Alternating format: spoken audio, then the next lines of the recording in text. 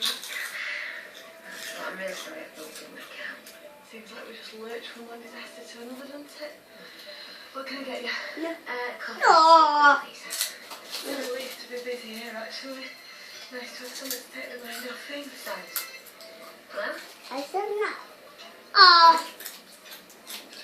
Oh. Yeah. Alright. What are you sure? Right, okay. You said no. Alright, bye. No. Yeah, coffee. Just and that's it. Tyrone?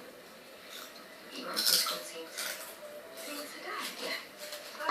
Get hold of him all morning. Alright. See you both today. Bye-bye. I'm sure that's the reason. My daddy gone now. Where's he gone? And my daddy Where's he gone? gone look again. I see. Why is that who you were talking to? Yeah. How were you talking to your daddy? Said I'm gonna be naughty, daddy. Oh, right. Told him to go get a drink. Not going to get Connors electric.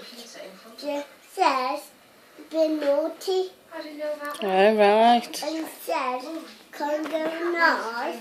Then both said Connors be naughty.